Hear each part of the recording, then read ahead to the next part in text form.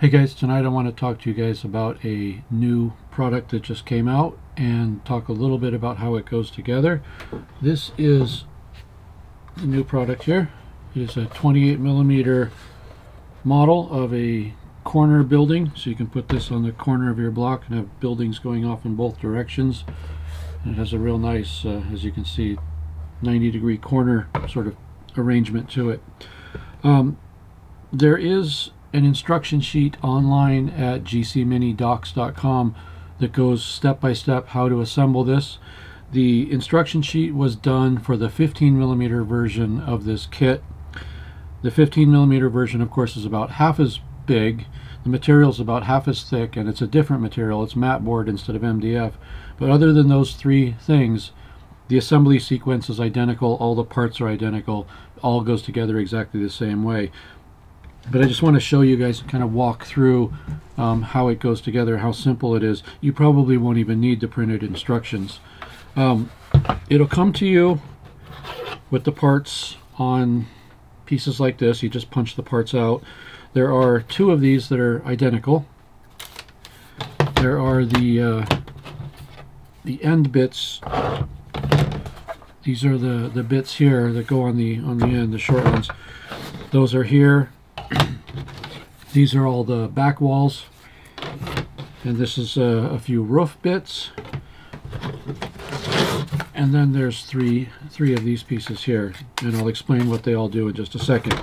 So the way to assemble this is very simple. I'm going to these are not glued on, so I'm just going to pull these off right now, and I'll explain why they're not glued on in just a minute. So the way to assemble this model is, I think the easiest way is to start with the back. Start with this piece here, and these pieces here all go together. This piece here would be this one would be that one, this one is that one, and then this one is the last one. So I would start with those four pieces, and you're going to need the bottom frame, which is down here. And then you'll need this top frame, which goes in the model right at about this level here. There's also a roof piece here we'll get to in a minute. You can differentiate the roof piece because it has this little slot in it here. So basically, you'll start with the bottom piece and this piece, and you'll attach the four back pieces. And it'll end up looking like that. Once you have the four back pieces done, I would move on to the front pieces and these two end pieces. Now, as you can see, well, you might not be able to see in the video, so I'll tell you that all of these front facades are actually 3 levels deep of detail. There's the base piece that has the window openings, and then there's 2 other pieces that go on top of that. I assemble these 2 pieces separately and don't glue them on right away, and I'll explain why in a minute.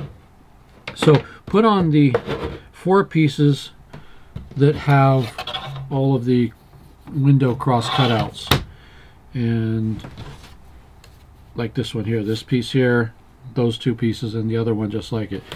So put those on, let that dry, and then you can put on the very top, the roof piece, which is this piece here. Goes on the top with this little piece inside, which is just kind of a spacer to make sure that it stays perfectly level in the middle there. So that goes in, and then once that's in, these 4 roof pieces need to go on. However, you want to wait a second before you do that, and you want to go ahead and build these parts. Now, these parts will be, the left and the right end pieces will be marked on here with a little L on the bottom or a little R on the bottom.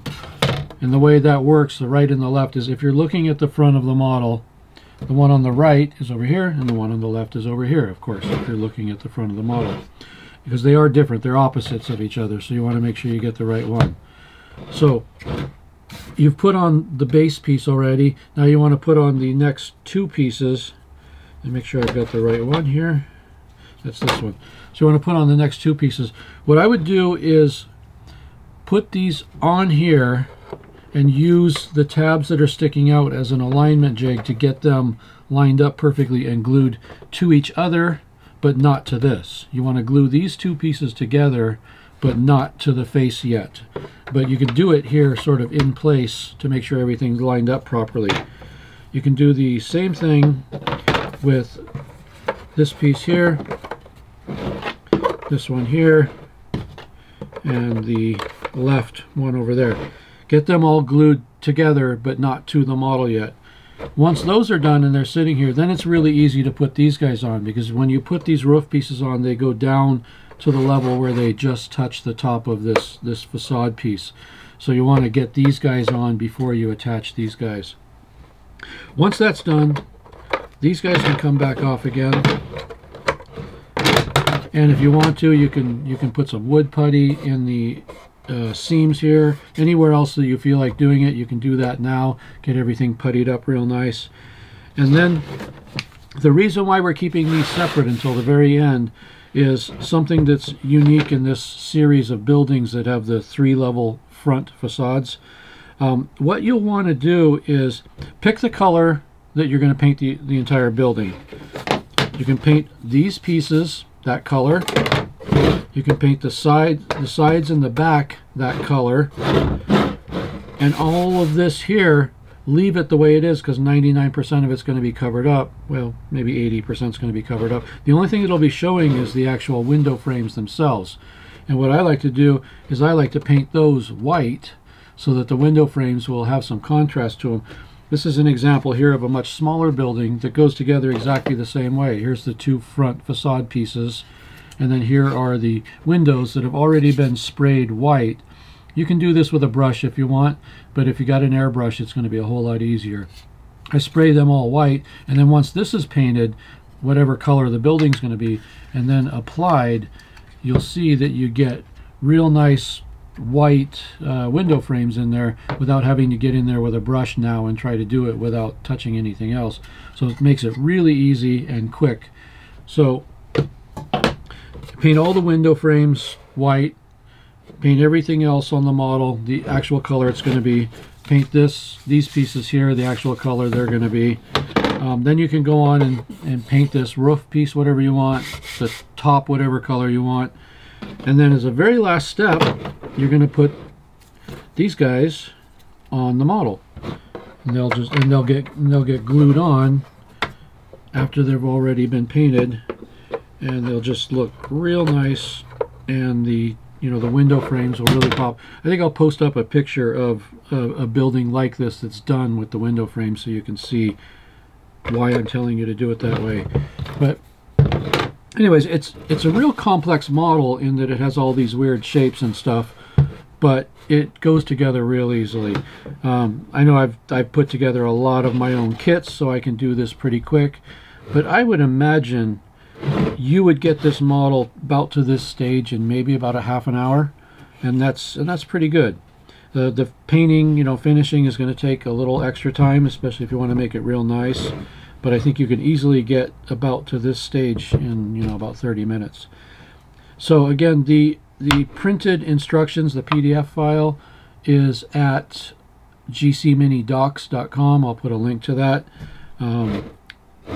This is kit number 28MMDF525, and it's available now on the Gamecraft Miniatures website at gcmini.com.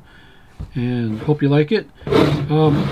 One final note, for 28mm gaming in games like Bolt Action, oftentimes you'll be wanting to put your guys inside. This building is really not designed for that, and the reason for that is kind of the complex architecture of the backside. Making something removable on the backside would not have been an easy task, really. So I think for now this building is going to be a closed building, and if you want to put guys in it, what I would recommend doing is just plop them on top and put a 6-sided die next to them with the number turned up for whatever floor they're on, and that should be good enough. But that's about it. That is 28MMDF525, available now on gcmini.com, and the PDF file for the instructions is at gcminidocs.com. Thanks a lot for watching, guys. Talk to you later.